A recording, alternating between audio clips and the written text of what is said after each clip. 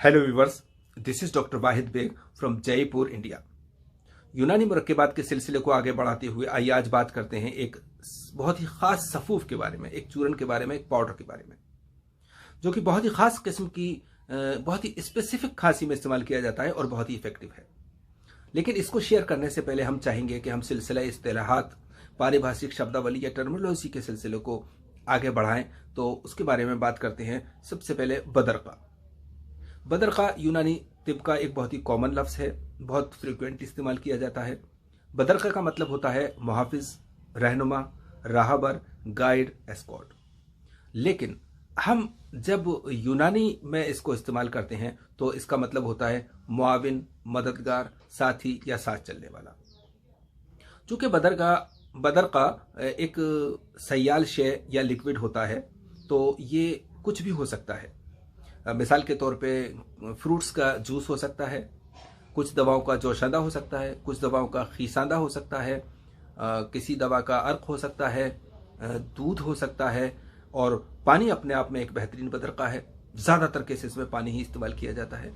चूँकि हर दवा, गोली, कैप्सूल, माजून किसी भी फॉर्म में हो, वो किसी न किसी लिक्विड के साथ खाई जाती है। तो ये जो लिक्विड उन दवाओं के साथ लिया जाता है, ये बदरका होता है, ये साथी होता है, ये मुआविन होता है, ये मददगार होता है। ये ऐसे ही नहीं होता। इस बात को ध्यान में रखने के लिए हम बदरके के बारे में थोड़ी बात कर रहे हैं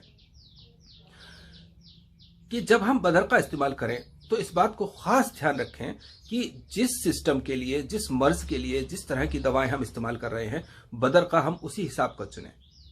मिसाल के तौर पे अगर हम हाजमे की किसी बीमारी का इलाज कर रहे हैं और हम हाजिम दवाएं इस्तेमाल कर रहे हैं, जैसे जवारिश कमूनी, जवारिश जालियो, जवारिश पुदीना, जवारिश बिस्बासा या ऐसी ही दवाएं, तो उनके साथ हम कोई ऐसा अर्क इस्तेमाल करेंगे जैसे अर्क बादियान, अर्क पुदीना। चूंकि ये अर्क अपने आप में खुद भी हाजिम है, तो उस दवा के इफेक्ट को ये बढ़ा देंगे, उसको ज़्यादा इफेक्टिव बना देंगे। बरक्स इसके कि हम कोई दूसरी दवा इस्तेमाल करें तो वो हो सकता है कि इसके इफेक्ट को कम कर दे, या कम नहीं करे तो कम से कम बढ़ाती नहीं है। इसी तरह से अगर हम जिल्द की स्किन डिजीजेस का इलाज कर रहे हैं, तो जैसे कि हम इत्रिफल शात्रा दे रहे हैं, माजून उशबा दे रहे हैं, या ऐसा ही कोई और चीज़ दे रहे हैं, तो उसके साथ हमें अर्क उशबा, अर्क शात्रा, अर्क मुंडी, अर्क मको, इस तरह का, या अर्क नीलोफर, ऐसे अर्क के साथ वो दवाएं देनी चाहिए ताकि उन दवाओं की एफिकेसी बढ़ जाए, ज़्यादा इफेक्टिव हो जाए। इसी तरह से जब हम कोई हार्ट की प्रॉब्लम का इलाज कर रहे होते हैं, जब हमें खमीरा ज़ात इस्तेमाल कर रहे होते हैं, खमीरा मरवारिद है, खमीरा ब्रेशम है, तो इस खमीरों के साथ हम अर्क काउजुबा का ख़ास तौर से इस्तेमाल करते हैं। अर्क गुलाब का इस्तेमाल कर सकते हैं, हम अर्क केवड़ा का इस्तेमाल कर सकते हैं, हम अर्क अवरेशम का इलाज इस्तेमाल कर सकते हैं।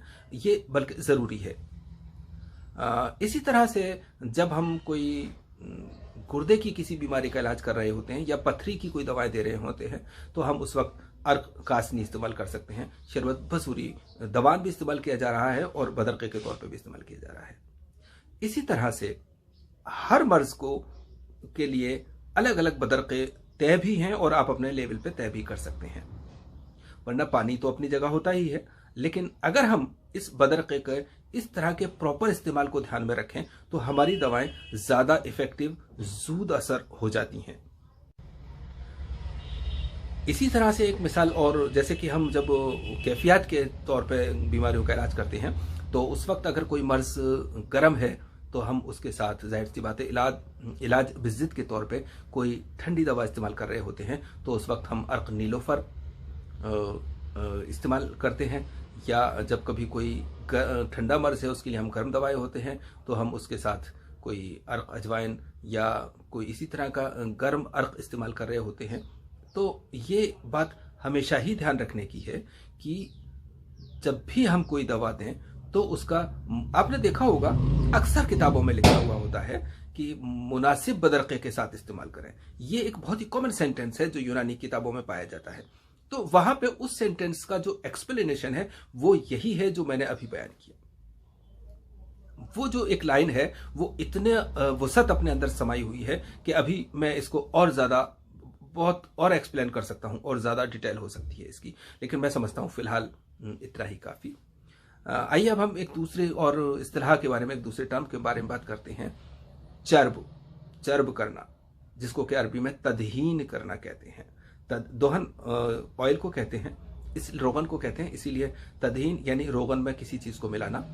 चर्ब, चर्ब करने का मतलब ये होता है कि किसी सूखी दवा को साथ किसी रोगन को मिक्स करना। चर्ब के माने होते हैं मोटा, फरबा, फैटी। और चर्बी का मतलब होता है चर्बी, फैट, शहम। चर्ब का एक और मतलब होता है रोगन, घी, चर्बी या चिकनाई। चूंकि हम यहाँ पर सूखी दवाओं को चिकना कर रहे हैं, इसलिए इस जो अमल है उसका नाम चर्ब करना कहते हैं, तदहीन करना कहते हैं। ये आमतौर से हलेला जात हड़बहेड़ा आंवला या हलेला जात को चर्ब करने के लिए इस्तेमाल किया जाता है। हलेला, हम त्रिफला कहेंगे यहाँ पे लफ्ज। त्रिफला को चर्ब करने का जो मकसद होता है वो कई तौर पे है। जैसे कि एक मकसद तो ये होता है कि जब हम सर के अमराज के लिए त्रिफला को के पाउडर को चर्ब करते हैं, तब हम रोगन बादाम से उसको चर्ब करना पसंद करते हैं, ताकि वो दिमाग की प्रॉब्लम में मुआविन और मददगार साबित हो, यानी कि वो बदरका भी बने और चिकनाई भी दे, फायदे भी दे। और जब हम उसको पेट में या आंतों के लिए इस्तेमाल करना चाहते हैं, तब हम उसको घी के साथ चर्ब करते हैं। अक्सर किताबों में लिखा रहता है कि रोगन के साथ चर्ब करें। ये मसला आता है स्टूडेंट्स के साथ, नए अतिबा के साथ। तो अगर सिर्फ, बात ध्यान देने की, पुरानी किताबों में अगर सिर्फ लफ्ज रोगन लिखा हुआ होता है तो उसका मतलब होता है घी। घी गाय का भी हो सकता है, भैंस का भी हो सकता है। अब अगर नुस्खा लिखने वाले को गाय का घी इस्तेमाल करवाना होता है, चूंकि ज्यादातर गाय का घी इस्तेमाल करना होता है, तो रोगन गाउ, गाय का घी, या रोगन जर्द, रोगन जर्द का मतलब होता है गाय का घी, तो या रोगन जर्द का लफ्ज इस्तेमाल किया जाता है। लेकिन अगर कोई तेल इस्तेमाल करवाना होता है तो उस वक्त रोगन बादाम, रोगन जैतून, रोगन कुंजद, जो भी रोगन इस्तेमाल करना होता है उसका नाम लिखा जाता है। तो ये बात क्लियर हो जाती है कि अगर सिर्फ लफ्ज रोगन लिखा हुआ है तो उसका मतलब घी है। आप अपनी मर्जी से गाय का, भैंस का घी ले सकते हैं, कोई कैद नहीं है। और अगर गाय का लेना है तो रोगन काऊ लिखा हुआ होगा। इस तरह चूक और रोगन और त्रिफला को चर्ब करने की एक वजह और भी है। एक वजह यह है कि इसकी एक्सपायरी बढ़ जाती है। इस तरह से इसको हलेला त्रिफल की जो एक्सपायरी है आमतौर से 2.5 साल होती है, तो इस तरह से इसकी मुद्दत 2.5 साल तक पहुंच जाती है। और एक वजह और होती है, चूंकि त्रिफला का मिजाज है आंतों में चिपकना। ये अगर बिना चर्ब किए इस्तेमाल किया जाए तो चूंकि त्रिफला लंबी मुद्दत तक खाया जाता है आमतौर से, तो अगर इसको बिना चर्ब किए इस्तेमाल किया जाए तो ये आंतों में चिपकने लगता है और इसके सुद्दे बन जाते हैं और फिर कभी ना कभी कोई और परेशानी आती है। इसलिए इसको चर्ब किया जाता है ताकि ये आंतों में खुश्की पैदा ना करे, आंतों से चुपके नहीं। और एक और बात है, चूंकि त्रिफला का मिजाज है, टेंडेंसी है, इसका तरीका है, मोड ऑफ एक्शन है कि ये आंतों में जो फासिद मादा है जिसको निकालना है उसमें से पानी को आमतौर से निकाल देता है, और जो भारी फुजला है वो रह जाता है, थोड़ा थोड़ा करके। सारा रह जाता है, सारा पानी निकलता है ऐसा नहीं है, जैसा कि जवाल गोटा करता है या और चीज़ें करती हैं जो पतले दस्त लाती हैं। तो यहाँ पर ये थोड़ा थोड़ा थोड़ा करके रुक जाता है। यही वजह है कि त्रिफला को अगर हमें लंबी मुद्दत तक इस्तेमाल कराना होता है तो तो हमें 1 महीने के बाद 7 दिन के लिए, कम से कम 5 दिन के लिए इसको रोक देना चाहिए, तब हम इसको लंबी मुद्दत तक इस्तेमाल कर सकते हैं, ताकि इतने दिनों में आंतें साफ हो जाए। चलिए अब एक लफ्ज के बारे में और बात कर लेते हैं, एक टर्म, एक तहमीस। तहमीस के माने होते हैं भूनना, यानी बिरियां करना। तहमीस और बिरियां करना एक ही बात है। ये अरबी में चलता है ये लफ्ज, चूंकि हम्स चने को कहते हैं। चना अक्सर भून के इस्तेमाल किया जाता है, इसीलिए ये उससे लफ्ज आया है। और तहमीस या मोहम्मस जो है बिरियां की हुई चीज को, भुनी हुई चीज को बोलते हैं मोहम्मस। तो तहमीस के माने होती है बिरिया करना, भूनना। और इसी से बिल्कुल नजदीक का एक लफ्ज है बूदादा। बूदादा का मतलब होता है कि भूनना, लेकिन इतना भूनना कि उसमें से दवा की स्मेल आने लगे, यानी कि थोड़ा ज्यादा भूनना। क्योंकि भूनना 3 तरह का होता है। एक नीम बिरियां करना, यानी कम भूनना, थोड़ा सा भूनना। एक भूनना नॉर्मली भूनना कि वो गर्म हो जाए। और दूसरा बूदादा। बूदादा यानी कि दवा का थोड़ा सा कलर चेंज होने लगे और उसमें से कोई स्मेल आने लगे, उतनी देर तक भूनना। तो ये लफ्ज तब अगर बूदादा लिखा हुआ है तो इसका मतलब ये है कि हमें थोड़ा ज्यादा भूनना है। सिर्फ तहमीज या बिरियां लिखा है तो हमें कम भूनना है। और नीम बिरियां लिखा है तो बहुत ही कम भूनना है, थोड़ा सा ही भूनना है, थोड़ा सा सेकना है बस। तो जैसा कि आप जानते हैं कि अक्सर ये ऐसी जैसे फिटकरी बिरियां है, तूतिया बिरियां है, इस तरह की चीज़ों को अक्सर सुहागा बिरियां है के लिए इस्तेमाल, ताकि उनकी जो नमी है वो दूर हो जाए और वो पीसने के काबिल हो जाए और उनमें कबूजियत ज़्यादा पैदा हो जाए। और जैसा कि आप जानते हैं कि किसी भी दवा में कब्ज़ पैदा करने के लिए उसको भून का इस्तेमाल किया जाता है, चाहे वो बीलगिरी हो, चाहे वो पोस्त अनार हो, और चाहे वो माजू हो, या और भी इस तरह की जो चीज़ें फ़िलहाल काकड़ा सिंगी हो। जो ऐसी चीज़ों को हम जब काबिज़ बनाना चाहते हैं, दस्तों के लिए रोकना चाहते हैं या क़ुव्वत इम्साक को बढ़ाना चाहते हैं, तब हम इसको भूनते हैं, बिरिया करते हैं। एक इस तरह और होती है, उसके बारे में भी बात करते हैं। चलिए, दर सुर्रे बस्ता। सुर्रा कहते हैं पोटली को, बैग को। बस्ता यानी बंधा हुआ, दर यानी में, तो दर सुर्रे बस्ता यानी पोटली में बंधा हुआ, पैक्ड, बैग्ड। तो जब हम कोई दवा किसी पोटली में बांध करके उबालते हैं तो उसको दर सुर्रे बस्ता कहते हैं। ये अक्सर अफ्तीमून और तुख्म कसूस के बारे में इस्तेमाल किया जाता है, क्योंकि अफ्तीमून और कसूस जो है ऐसी चीज़ें हैं कि इनकी लतीफ़ अज्जा हमें चाहिए होते हैं, कसीफ अज्जा नहीं चाहिए होते हैं। उनको पीने से अक्सर उल्टी का मन करता है कुछ लोगों का, इसलिए उसको से बचने के लिए हम इसको पोटली में डाल करके और उबालते हैं, ताकि सिर्फ इनके जो बिल्कुल लतीफ़ अज्जा हैं, लाइट जो जुज़ है वो हासिल हो जाए और कसाफत नहीं आए। इसी तरह से एक लफ्ज़ और होता है सहक करना। सहक करने का मतलब होते हैं पीसना, खरल करना।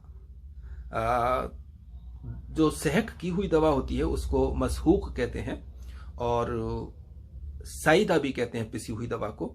अगर कहीं लफ्ज़ मिलता है साइदा यानी पिसी हुई दवा, बिल्कुल बारीक पिसी हुई दवा। इसी तरह से सलाया, सलाया भी पिसी हुई दवा को कहते हैं। सलाया सूखा भी किया हो सकता है, किसी अर्क के साथ भी किया जा सकता है।